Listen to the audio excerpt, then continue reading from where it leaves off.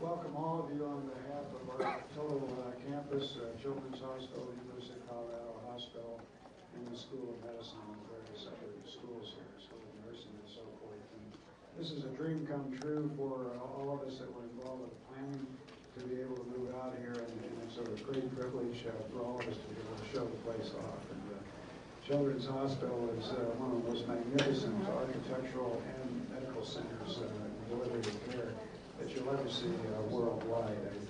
And it's my privilege today to introduce Dr. Jim Schmerling, who's the President and CEO of Children's Hospital. And I feel like I've known Jim a long time because I was privileged to be on the search committee that brought Jim up here.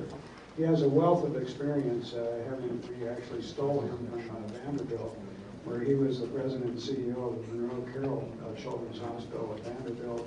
He'd been in Indiana before that and been in Memphis, and also got his career start at the University of Alabama. Jim has a bachelor's degree in public health education from the University of Tennessee, a Master of Science degree in hospital and health administration from the University of Alabama in Birmingham, where the medical center is, a Master of Business Administration from Samford University in Birmingham, and a Doctorate of Health Administration from the Medical University of South Carolina. So as you can tell, with this combination of the educational experience and the tremendous hospital experience he's had with different institutions, all of which were academic, with academic affiliations, brings somebody who's really well prepared to lead the Children's Hospital here in the 21st century.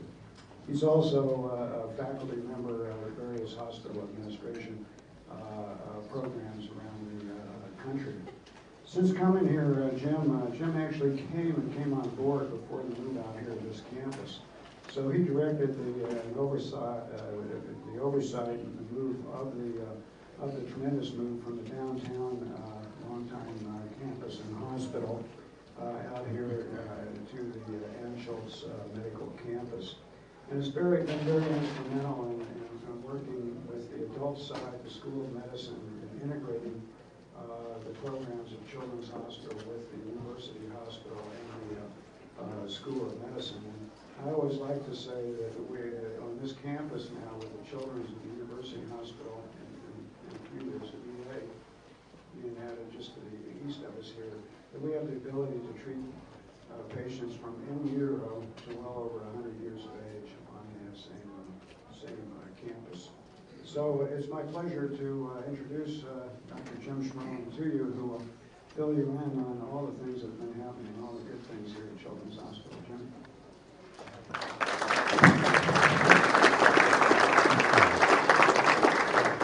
You're welcome.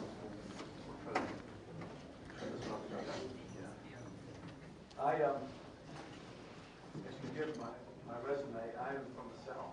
So I will try to speak a little faster and more clear so that you can understand me. I was a Rotary member of the Downtown Nashville Club. So first let me say that we're thrilled to have you here as our guest. Congratulations on being members of Rotary. I know what great work goes on in the commitment that you have to the community, and you demonstrate being a member of Rotary. So we're thrilled to have you here. How many of you had problems parking today? Might have been part of our delay. We apologize for that. We've been on this campus now for 18 months. We thought we built enough so that we had room to grow. And in our first year, we built everything, including parking. And so starting next month, we're going to be expanding our parking garage by 1,100 spaces. Not in time for this meeting, but we are going to add more capacity. I put here the title of this discussion, Missions Accomplished. We are blessed in this community with great hospitals, but there's only one, not only in the state, but only one hospital in the region that is 100%, 24 hours a day, 7 days a week, committed to taking care of children. That's all we do day in, day out. And we have 4 different missions. Of course, the one that's most visible is providing high-quality care, clinical services to children. We take care of kids, anything that range from tonsillitis to needing heart transplant, the whole gamut, anything a child needs, we provide that care. We're also engaged in several other missions, one being education.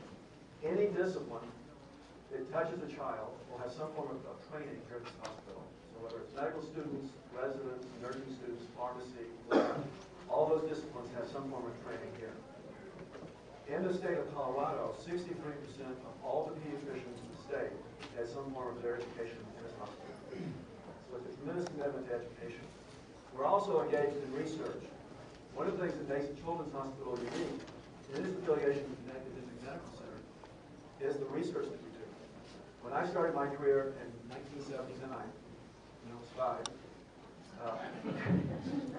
the life expectancy of a child with cystic fibrosis was about 4 months. We had a patient that lived in adulthood in the 20s. They were a miracle. Today, those patients are living well into their 40s and 50s, even older. It's still a fatal disease, but the life expectancy has been extended because of the research and the patient interventions that we're providing, which buys us more time to find out how can we cure this disease or prevent it. Cancer, childhood cancer. 30 years ago, the life expectancy was about 10%. Today, we have a survival rate of 90%. 90% of children with some form of pediatric cancer survive. And that's because of the research and the advances that we're making in discovery and taking care of kids with disease. And then the fourth mission is advocacy. Hospitals get paid to get people well. They don't get paid to keep people well, to prevent them from coming to institutions. It's heresy. We go bankrupt if that's all we do. But that is part of our mission. And so we invest millions of dollars every year, whether it's educating the public about tables were collected via EMB, as well as explant sequencing, transplant, and autopsy.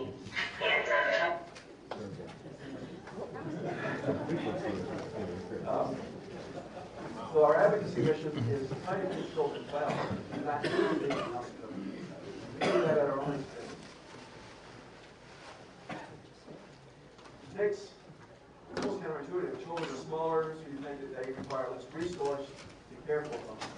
But if you've ever been in a hospital, if you've ever had an x-ray, you go into the radiology department, and the technician says, put your arm on the table and hold real still when you take a picture. I don't know you well, but I would guess that most of you are going to hold too still. Tell a 3-year-old, put your arm on the table and hold still. It isn't going to happen. So it takes more staff. One person to hold the child, one person to take the x-ray. So we actually have to have more, the ratio of more people per patient in most hospitals. The technology is very, very sophisticated because I can tell a therapist or a nurse or a physician where it hurts. The infant can't tell us that. So we're very dependent on technology. Is this working now?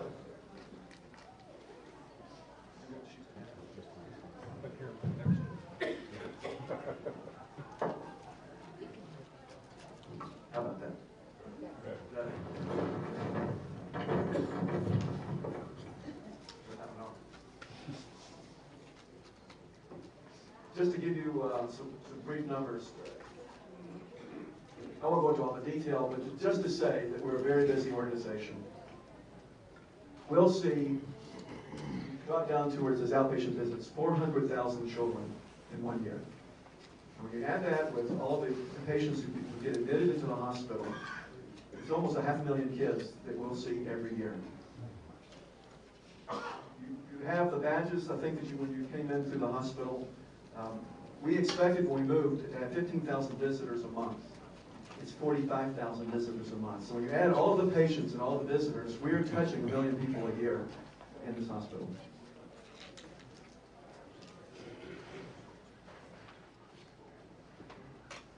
I wanted to include a slide about the economic impact. I'll talk about some of the programs, but just to give you a feel for the economic impact, we have, of course, the hospital is our major hub, but we also have 13 other locations scattered between here. We have a relationship in Colorado Springs with Memorial Hospital. We have a satellite in Broomfield. So we cover about 150, 200 mile radius with satellites so that we can take our services out to children, out to the community. We are now approaching $650 million of operating revenue. And these numbers have gone up. We're at about $600 million of expense. We're over 4,000 employees. Even in this economy, January through April, we've hired 273 new employees just in the last 4 months. And then I've listed here what we paid in payroll, in taxes, the economic contribution. We're now trying to quantify what the economic contribution is with our vendors.